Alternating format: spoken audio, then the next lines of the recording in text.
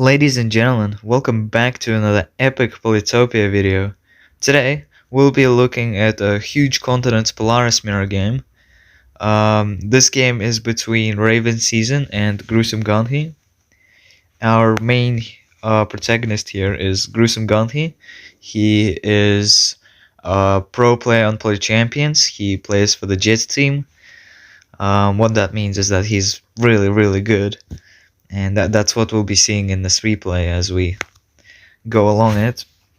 And this is the second Polaris game I've done.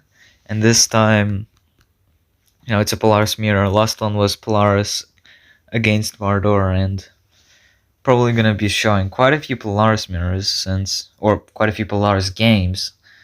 Because Polaris is quite a nice tribe to learn. It's very fun, very unique, and there's a lot of strategies involved with it, and yeah, very good tribe to learn. Okay, so let's begin. First of all, looking at the spawns, I'd say they're pretty equal here. Maybe Gully's got a little bit. It's got a little bit. Gonna be a little bit harder to reach those two villages over here since they're a bit overextended. But village density here is really nice. This is a connected continent, but doesn't really matter with Polaris because they can just freeze. And Gullyy has also got a little bit more forests, and Orange Polaris has quite a few mountains, so spawns are pretty equal. And okay, let's just begin. So turn the replay fog on. And both players here go ahead and go for the typical Polaris opening. Very usual. Very nice. And Gullyy here, very logical, goes for hunting because he sees a lot of forests and a lot of he's gonna be able to get some good sawmill spots with the forests. And here his opponent is going for fishing because two of his cities are fishes. He's not going off at a very good start compared to Gullyy, and because his capital, he cannot upgrade his capital unless he gets organization or forestry or mining, I think. But at least one of them should be mines. But here Gullyy already makes an inaccuracy, and it's the Mooney move. So putting the Mooney here is actually very ineffective because I think Gullyy thought that there would be like a village here, and moving 2 tiles with the Mooney is, I guess, good. But here you really want to move towards the center, and I think his main concern of going towards the center is that the Mooney is very weak. It's gonna be likely to attack even though his opponent is very far away.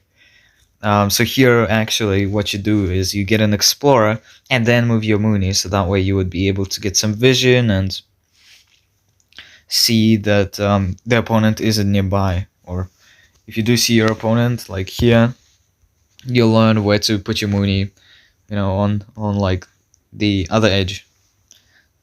So just put the Mooney away so that it doesn't get hit when you explore. But here an explorer is just really good before moving the Mooney, because this Mooney will just do absolutely nothing for the rest of the game. Like, there's just nothing here except for maybe that ruin. Okay. Yep. So his opponent goes ahead, upgrades. Very logical here. Now going towards the center, upgrading the only city he can. Gullyy freezes, and here opponent does 2 blunders actually. The first one is moving the Mooney. Now, I just said center is good, but what I also said in quite a few of my videos that I've done before is that you generally want to move towards places where villages are most likely to be, and they're most likely to be near resources. So actually moving up or down here is actually the best play. And opponent lazily moves towards the center, and the result of that is that they don't get the village. So if we go ahead and check, yeah, so there's two villages. Even if he went like up towards the one animal, there'd still be a village. But he went center, which I think is it's the only going to the center is the only tile that doesn't find him a village. So yeah, you need to be able to have a look at the resources and tell where the village is most likely to be. And opponent here also makes a mistake by getting organization and not using it. I've said it countless times. Organization is just not, getting a tick and not using it on the same turn is just not good. Like, unless you're gonna capture a city, you shouldn't get the tick if you're not gonna use it. See how Gullyy here goes ahead, gets the tick, but uses it on the same turn? Right, otherwise just don't get the tick. And see Gullyy leveling up the level 2 cities first before leveling up the level 1 city. Very nice. And here opponent does the same thing. I love that, leveling up a level 2 city. Very nice. And there we go. Gullyy gets a population rune, which is really nice, because yeah, now he gets a Gaami. And the Gaami on turn 7 for Polaris is pretty massive. And here he does quite a common play. He uses the monument on a level 2 city, and he gets a bunch of stars for free. You could argue that he could use a monument here and just like go for border growth or population growth and get a Gaami like a turn later. But this over here gives him 5 stars, an extra star per turn, and maybe a bit of Gaami potential. It's gonna be easier to get a Gaami here for later in the game. Here he goes double warrior, and opponent here goes for riding. Gets riding. Now riding here is not only good for the tick, and it's something that you need to have in mind when you when you're thinking about getting a tick, because riding is not, here opponent doesn't get riding just for the benefits of getting a rider. It's also for the benefits of what that tick tree unlocks, because riding leads to 3 very powerful ticks for Polaris. First one being roads. Roads allow you to double your unit's movement and get a network monument if you connect 5 of your cities. And chivalry, it unlocks chivalry, and which unlocks a knight, which is the strongest unit in the game for Polaris. Its knights are very, very scary, especially when coupled with roads and polarism.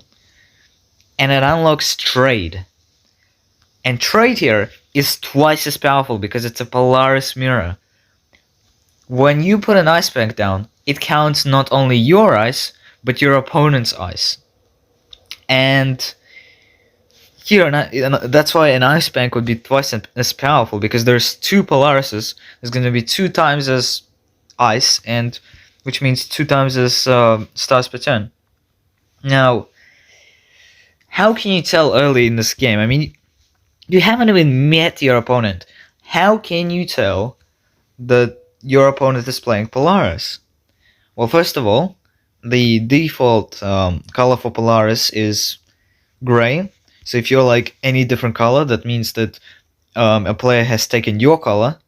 So Seasoned Crow knows that his opponent is Polaris because, well, if it was any other tribe, he would be gray.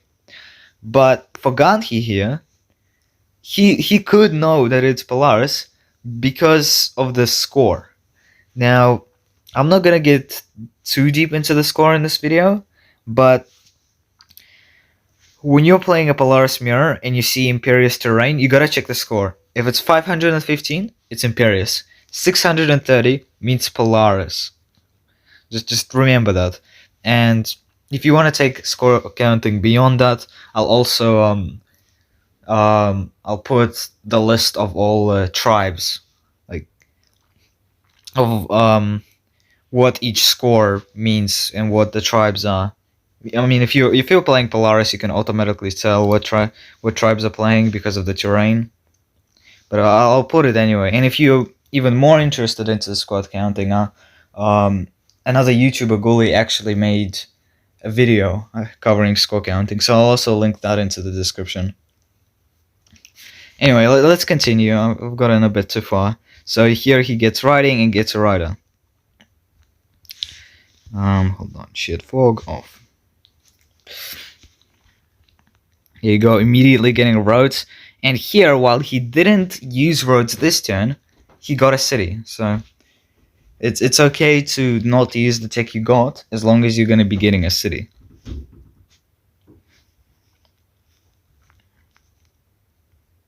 Here we go, Gandhi here gets mathematics. Very nice. And mathematics enable him to get 2 Garmies here. And yeah. So he gets 2 Garmies, and he's got a very pleasant position here. 3 Garmies on turn 9 is very strong. Do not underestimate the Garmies. They're arguably the strongest super unit in the game. Some people say dragons, but Garmies are kind of better in most cases. Dragons sometimes do help, but in a Polaris mirror, Garmies actually aren't that powerful because Garmies counter Garmies, and also so do Ice Archers.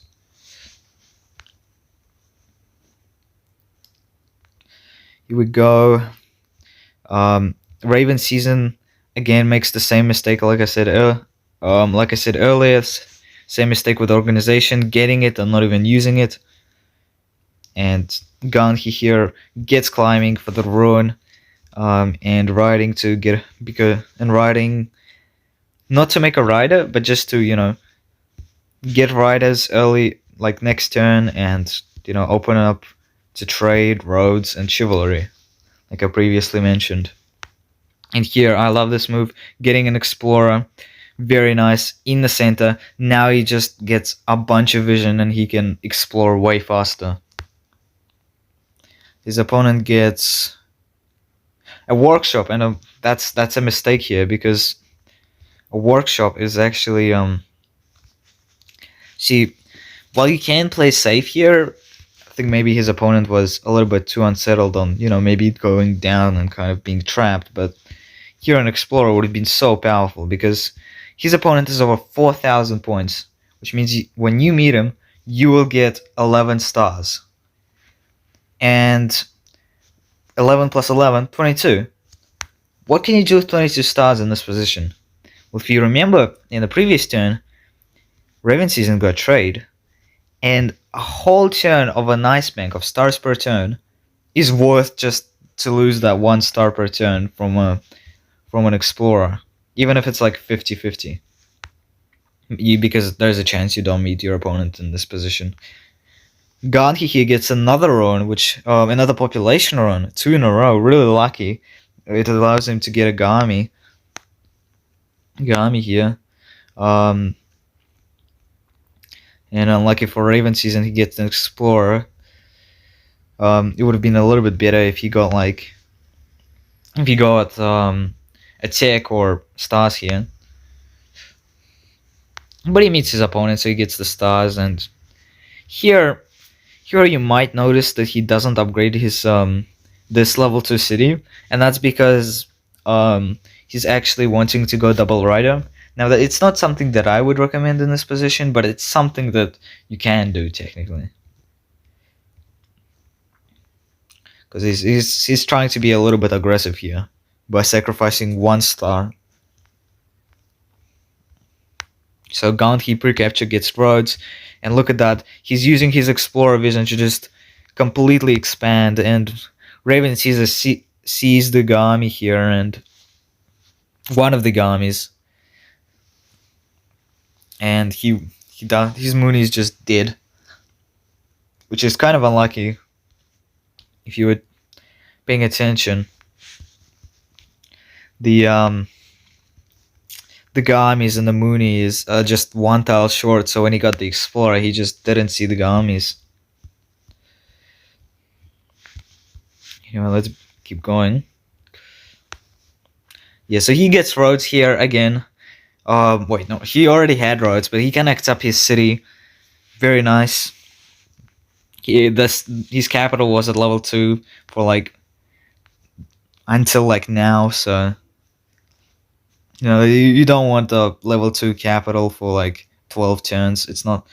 You gotta like have it at least level 3 or level. In most games, you have it on level 5, but for him, he just got a really bad capital spawn. It was very difficult for him to upgrade. And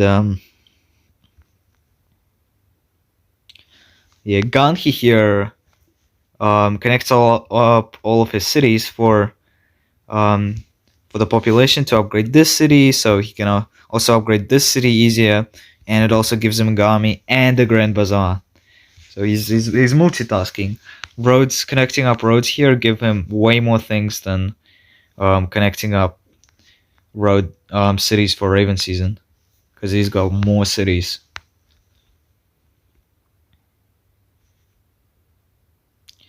And here,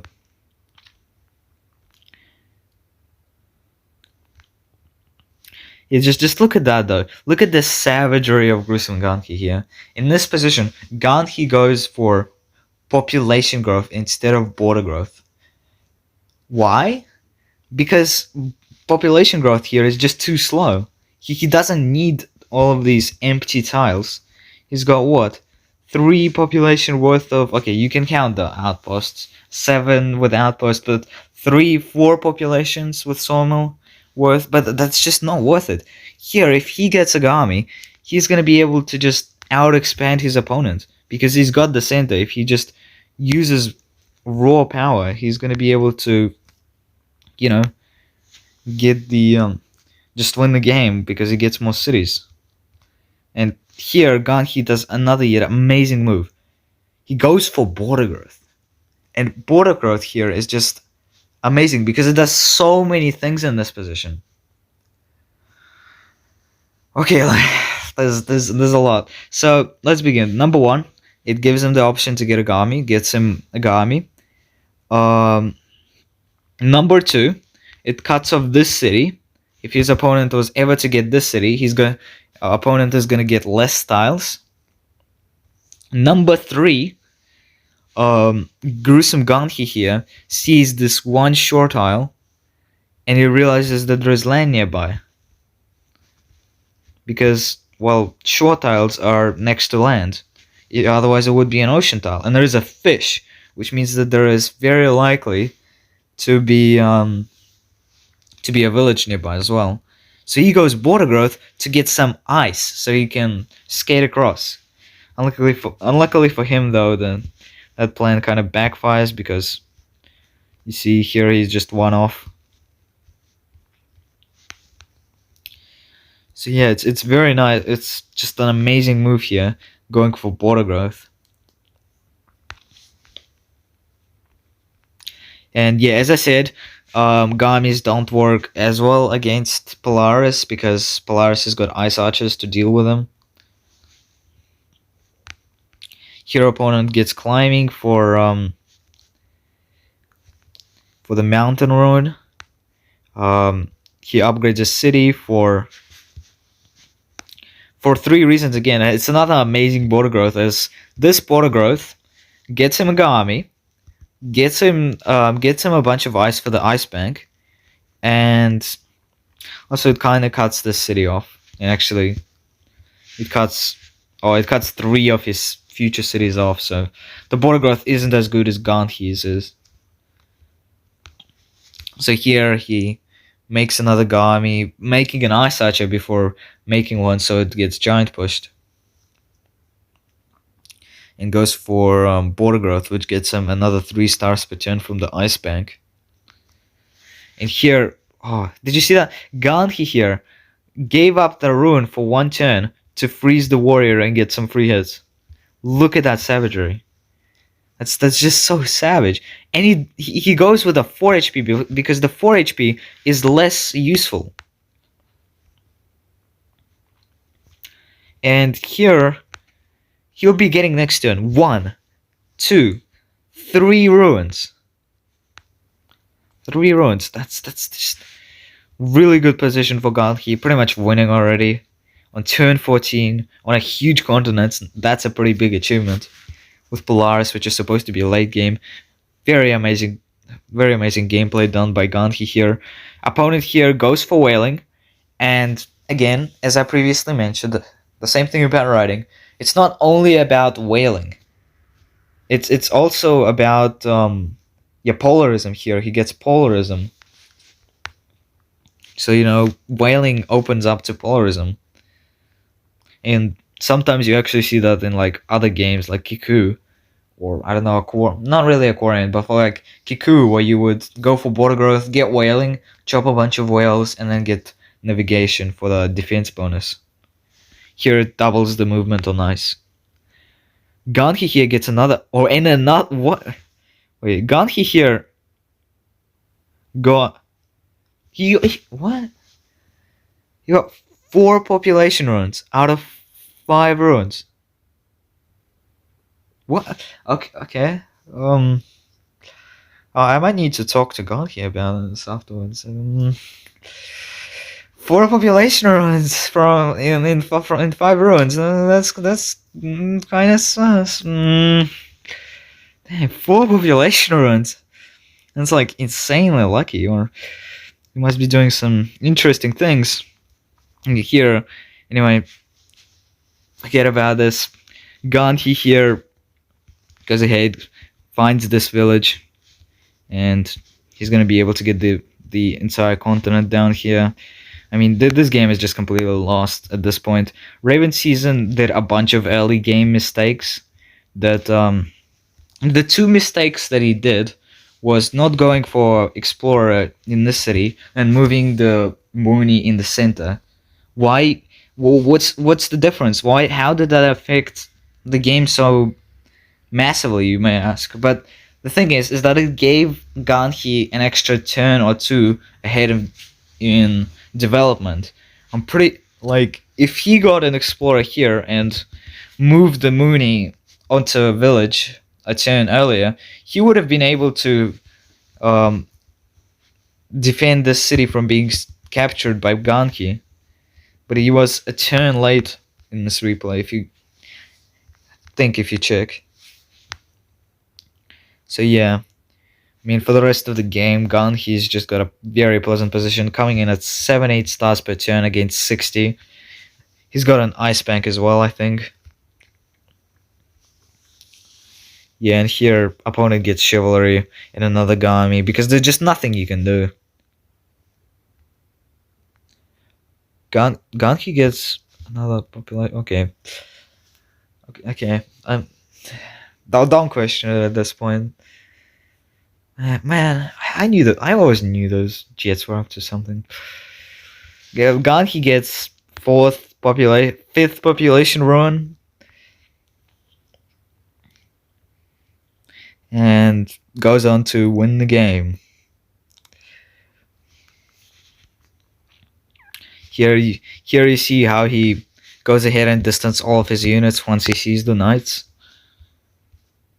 And I mean, Raven Season here just resigns because there's just nothing you can do in this position. Gully's just got a superior position. And he'll just be getting this continent, and he's gonna be like double the points. But yeah, I hope you enjoyed this video. After this video, I'll just go talk to Gullyy about the this replay, because he never told me the formula for rune manipulation. Anyway, I hope you enjoyed the video. Thanks for watching, and I'll see you again next time.